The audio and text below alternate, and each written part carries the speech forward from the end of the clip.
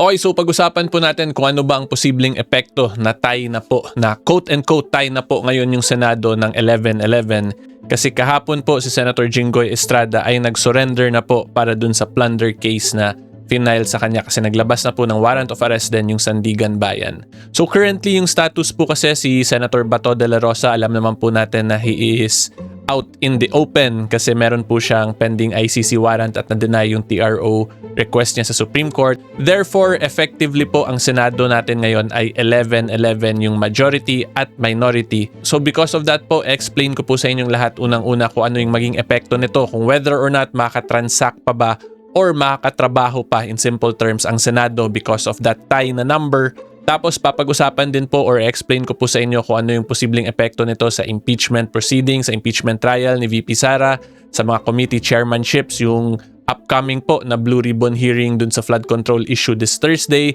and then paano naman yung sa pag-amend ng mga rules of procedure ng Senate, kung whether or not ma-approve pa kaya yung online voting na gusto mangyari ng Senate majority. Okay, so good day po to all of you, my fellow taong bayan, mga ka-C-More, at yan po ang discussion natin for today.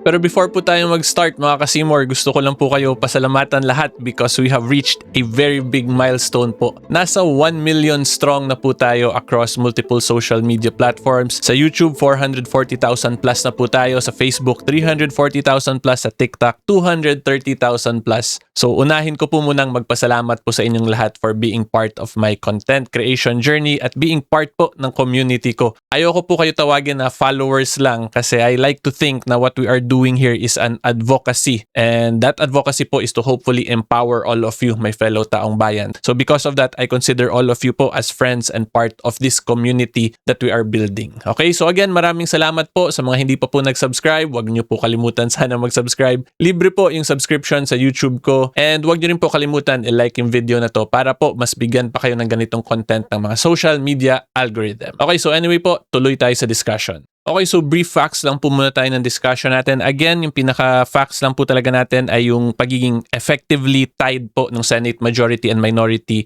Although legally speaking or strictly speaking, 13 pa rin po talaga yung composition ng majority kasi si Senator Bato de la Rosa and Senator Jinggoy, although they will most likely not be able to participate sa Senate plenary sessions, ay part pa rin po sila ng Senate. Therefore, strictly speaking, 13 pa rin po talaga yung members ng majority. So yung majority pa rin po talaga yung may majority in numbers if we will base it on a strictly legally speaking point of view.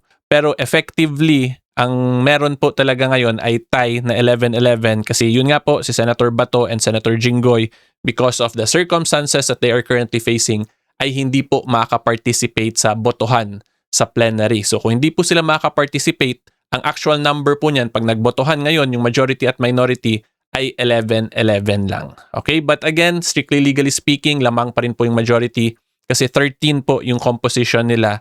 It's just that hindi makaka-participate. But regardless nga po kung hindi makaka-participate, si Senator Bato and Senator Jinggoy are still considered senators of the Republic of the Philippines. Therefore, yung actual number po is still 13-11. Pero effectively, pag sa botohan, 11-11 nga. So hopefully naintindihan nyo po, medyo may paliko-liko lang konti, pero I have to emphasize that to all of you kasi baka mag-iba po yung tingin ninyo sa senators or sa composition because of the effective number versus the strictly legal number ng majority at minority. Okay, so because of that po, ngayon ang next question po or ang pinakauna nating question is kung ano yung epekto niyan kung tie yung effective number as to the pag-transact po ng business ng Senate. So yung issue po dito is whether or not makatrabaho pa ba yung Senado considering effectively 11-11 tied nga po yung majority at minority. Okay, so yung sagot po dyan sa first question natin is of course nasa 1987 Constitution pa rin. And to be specific, Article 6 at nasa Section 16 po yan kasi dito po makikita natin yung quorum requirement. So ito po, Section 16, number 2. A majority of each house shall constitute a quorum to do business. Okay, so yung una po na magandang maintindihan nyo talaga dito is that majority ng Senate ang required para makakonduct ng business or makatrabaho yung Senate because of the quorum requirement. So yung majority requirement po na yan means majority of all members of the Senate, therefore 13. So as long as meron pong 13 members na pumunta sa Senado, tumayo dun sa plenary, mag-participate sa session nila dun, ay pwede po umandar yung Senado. So when I say umandar, pwede po nila pagbotohan yung mga certain matters like yung mga pending bills po nila for first, second, third reading, and then yung mga committee chairmanships, committee members, pwede po nila yun ma-actionan. Because again, ang required lang po ay at least may 13 na members of the Senate na nandun sa plenary para makatrabaho po sila or makakonduct sila ng business. So dito po makikita talaga natin na kailangan magtulungan ng both majority at minority senators natin para umandar po at makatrabaho yung Senate natin dun sa plenary sa session nila. So kung let's say sa majority may 11 present tapos may 2 umattend from the minority, so since 13 po yun, majority of all members, hindi naman po kasi sinabi dito majority constituting the majority. Ang nakalagay lang majority of each house. So kahit po ano yung affiliation nila, ay counted pa rin po yun sila sa quorum na requirement of 13 senators. So again, ang pinaka makikita po talaga natin dito ay dapat magtulungan yung current majority at minority para po umandar yung Senado kasi tie po sila currently. In past Congresses po kasi super majority yun palagi. So even if let's say walang minority na mag-appear, ay most likely sufficient or sapat na yung presence pa lang ng majority because yun nga po in past Congresses, palagi pong super majority. Ngayon lang kasi nagkaroon ng tie na Senate natin kaya medyo interesting itong nangyayari po talaga sa Senate natin. And yung position or yung sinasabi po nila Senator Alan Peter Cayetano is that they are an independent Senate majority daw na hindi dinidiktahan ng executive. Okay? So again, dapat po ganun naman talaga yung Senado natin because the legislative branch of government is separate from the executive. Hindi po yan extension or hindi po yan rubber stamp lang ng presidente. Dapat po may sariling pag-iisip talaga yung Senate kung paano nila gawin yung affairs nila, yung transactions nila, yung mga committee hearings nila. Kasi that is part of, number 1 nga po, separation of powers and checks and balances. Diba? Kaya kung makikita po ninyo, binigay sa legislative yung power to impeach para kung may gawing kalokohan po yung executive and judiciary, yung legislative ngayon, yung mag-check or magbabalanse ng issue para i-impeach yung mga abusive officers na yon. So again, dapat po talaga independent yung Senate para masunod yung checks and balance and separation of powers. Kasi kung rubber stamp lang po yung Senado, edi kahit ano na lang po gawin ng executive, ng judiciary, kahit mali-mali na, ay lagi na lang sinastamp. Diba? And it is for that reason, kaya po natatawag na rubber stamp yung Congress lang pag super majority. Okay, so yan lang naman po as to the doing of business or as to the quorum discussion. Ngayon po pag-usapan naman natin kung let's say mabawasan pa yung majority, may it be via arrest or other circumstances, kung whether or not because of that situation ay automatic ba or posible na bang maging majority yung current minority. Okay, at ang sagot po sa question na yan ay nandito lang sa number 1 ng section 16. So makita po ninyo, the Senate shall elect its presidents by a majority vote of all its respective members. So when you say of all its respective members, that means majority po of the number 24 kasi the Senate of the Philippines is composed of 24 senators as provided din po ng Constitution natin. 'Di ba? So yung magic number po dyan is kailangan po makakuha ng 13 votes ng minority ngayon para mapalitan nila yung Senate leadership. Because Section 16 Paragraph 1 of the Constitution po is very specific as to the majority vote of all its respective members na requirement. And like what I explained earlier, kahit po kasi maaresto yung mga incumbent senators na yon or they are out in hiding, they are still considered as senators of the Republic of the Philippines. Therefore, as long as they retain that status na senator po sila ng Republika ng Pilipinas, ay kasama po sila dito sa majority vote of all its respective members na requirement. Okay, so again, 13 pa rin po talaga yung kailangan ng Senate minority. So ngayon, ang next issue, paano naman dun sa mga pag-vote sa pag-amend ng rules, pag-approve ng mga bills, kung kailangan ba majority vote din ng respective members, meaning 13 din ba or iba yung required na number? Okay, so ang sagot po dyan ay hindi na po 13 sa mga transactions, sa other transactions ng Senate. Kasi dito po itong mga majority vote of all its respective members, This is a constitutional provision po kasi. Pero as to other matters, wala na po yan dito kundi nasa internal rules na po yan ng Senate. So punta naman po tayo sa Senate Rules of Procedure. So una po, ipakita ko sa inyo yung nasa section 18. I-zoom in ko lang po.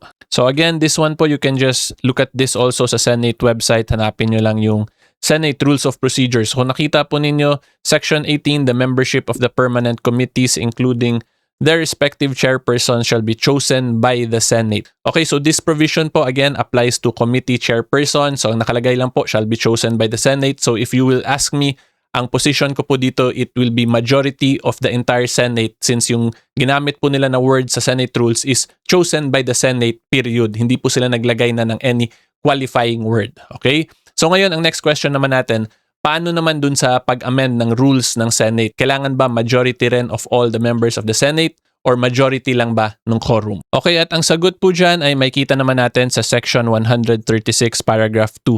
So I discussed this already in my last video pero ipakita ko lang para mas maintindihan po ninyo. So nakalagay dito, the rules may also be amended by means of a motion which should be presented at least one day before its consideration and the vote of the majority of the senators present in the session shall be required for its approval. So dito po makikita ninyo ang pinapag-usapan po dito or yung subject matter is a amendment to the rules of procedure ng Senate. So ang sinabi po nila dito, majority vote lang ng senators present sa session shall be required for its approval. So pag ikumpara po natin yan dun sa section 18, ang nilagay po dito ng Senate is shall be chosen by the Senate. So it directly referred to the Senate as an institution. So yung Senate naman po as an institution ay alam naman natin is composed of 24 senators. Therefore, since wala po silang nilagay, ang magiging safest interpretation po dyan will be majority of the Senate as an institution, which is yung 24 senators nga po. Or in other words, 13 votes para mapalitan or mapili po yung respective chairpersons for certain committees. Kasi yun nga po, unlike dun sa section 136, very specific po yung ginawa ng Senate doon. Nilagay nila majority vote of all present lang. 'Di ba? Whereas dito, pag chairpersons na po yung pinapag-usapan, kailangan chosen by the Senate. Okay, so ngayon po ang next question naman natin, makaapekto ba to yung pagiging tie 11-11 sa impeachment trial ni Vice President Sara Duterte? Okay, so yung first issue po talaga sa nakikita ko dito is whether or not applicable ba kung let's say ma-approve talaga yung online voting na rule ay applicable ba yun dun sa Senate Impeachment Trial Court. Kasi tandaan po natin, iba yung rules of procedure ng impeachment from the rules of procedure ng Senate. Pero despite the difference po in the two rules, ang position ko po dyan ay pwede pa rin ma-apply yon yung online voting na rule kung let's say ma-approve. Considering na nakalagay din po sa Senate impeachment rules na the rules of the Senate shall apply suppletorily. So that means po pag suppletorily, ang ibig sabihin lang po niyan ay yung mga blank or yung mga missing rules dun sa Senate impeachment rules, ang titingnan po or ang pagbabasihan ng Senado will be the Senate rules or the rules of court. So kung yung online voting rule na yon ay ma-approve at maging part ng Senate rules, therefore since part na po siya ng Senate rules ay pwede na po yun siya ma-apply suppletorily. Okay, but that is assuming po kung let's say in-approve nga nila yung online voting tapos wala silang qualification na nilagay. Nilagay lang nila pwede mag-online voting yung senators, period. Kung ganun lang, then yung position ko pwede yun ma-apply suppletorily to the impeachment proceeding. Okay, pero kung let's say ilagay nila specifically online voting is approved but only for the regular legislative function of the Senate and not impeachment trial, pag ganun po yung wordings na ilagay nila, hindi po siya mag-apply kasi very specific po at may mga restrictive provisions na nilagay doon. Pero again, pag general na online voting is approved period lang, ang position ko po dyan ay pwede nga siya i-apply considering the suppletory nature or application ng rules of the Senate na nakalagay din po mismo sa Senate impeachment rules. So ngayon, ang next question naman natin, kung ma-approve nga talaga yung online voting, malaki ba yung impact talaga nun sa Senate impeachment in relation po sa conviction naman ni Vice President Sara Duterte? And for that po, balik muna tayo sa Constitution naman. Alis na tayo dun sa Senate rules. And to be specific, pupunta tayo sa Article 11, Accountability of Public Officers. At nasa Section 3, Number 6 po tayo. So dito po yung sole power to try and decide ng Senate. Pero important po sa atin is itong last sentence. Kung makita po nyo, no person shall be convicted without the concurrence of 2/3 of all the members of the Senate. So yung una po na magandang i-take note nyo po or maintindihan nyo dito, yung last po na part na nakalagay of all the members. So again, pag all the members po, that will refer to the entire composition of the Senate, which is 24 members. So ang ni-require po, 2/3 of all the members or the number 24. Therefore, yung required number of vote po para magka-conviction talaga ay 16. Kahit na po merong online voting or wala. So in simple terms, hindi po kailangan actually bumoto talaga ng senators for an acquittal kasi ang important naman po talaga ay makakuha ng 16 for conviction. So kung let's say 11 lang yung conviction tas 11 lang din yung acquittal, di wala pong epekto yon kasi 2/3 nga yung requirement ng conviction, which is dapat 16 talaga, buong 16 regardless of the number of acquittals. So in very simple terms, wala po masyadong bearing yung online voting as to the conviction kasi kung magvo-vote lang strictly based on their party affiliations yung majority at minority, yung minority ngayon ay may 11 lang. 'Di ba? Kailangan pa nila manghikayat from the other side. And then added discussion na lang po dito kasi baka po isip ninyo, let's say na yun nga, maaresto yung mga ilang majority senators, matira, 2-3 na lang sa majority. Will that change this voting requirement? Again, hindi po yan magbabago kasi of all the members po yung ginamit na word ng Constitution. Tapos yung mga maaresto na yun na senators, kahit na po na-arrested sila, in hiding sila, or kahit nandun sila sa The Hague, ay they are still considered as members of the Senate po. So as long as considered pa rin po sila ng batas ng Constitution natin as senators, parte pa rin po talaga sila sa voting requirement nitong of all the members. Diba? In very simple terms, hindi po bababa yung 24 na threshold na yon as long as mga senators pa rin po sila ng Republika ng Pilipinas. Okay? So yan po ang importanteng maintindihan nyo po talaga dito when we talk about all the members of the Senate voting requirement versus dun sa majority of those present lang na requirement. And then last question na lang po tayo kung let's say forever talaga na maging 11-11, walang umattend ng session, hindi sila makatransact kasi walang quorum, pwede ba makialam yung Supreme Court? Okay, at ang sagot ko po dyan, pwede lang makialam ang Supreme Court basta mapakita ng either majority block or ng minority block na may grave abuse of discretion na ginagawa yung kabilang side. Pero kung wala po silang mapakitang grave abuse of discretion, ay hindi po pwede makialam yung Supreme Court. Kasi yung nangyayari po currently sa Senate natin, that is what we call a political question. So when you say a political question, it is only up to the legislative body po ang mag-solve ng problema na yan. Kasi currently, it is clear naman po na voting issue yung nagiging away nila dito sa Senate kasi yun nga po, very close in numbers yung both blocks natin, yung majority at minority.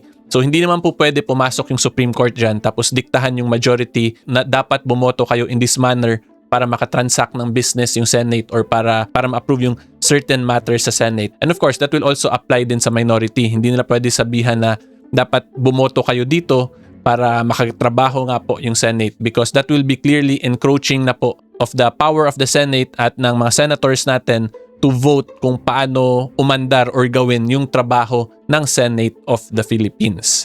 So, dito po ang applicable provision lang dyan is the separation of powers kasi ang mandato po talaga ng Senate ay to vote on certain matters including yung leadership po nila kung sino yung magiging Senate President nila tapos meron din po silang power to elect kung sino yung mga chairpersons nila and of course, depende rin po kasi yan sa senators kung paano sila bumoto on mga certain matters. So kung pumasok dyan yung Supreme Court, it is clearly a violation po or an encroachment on the principle of separation of powers. Kasi yung magiging issue lang po dyan is whether or not dapat ba i-compel ng Supreme Court na ganito yung pagboto ng mga senador. So from the very issue pa lang po, kung basahin at pakinggan nyo lang, makikita nyo na agad na it will really encroach po on the Senate's function to decide on how to vote on mga bagay-bagay po na binigay sa kanila ng Constitution na pagbotohan, aksyonan at pagdesisyonan nila.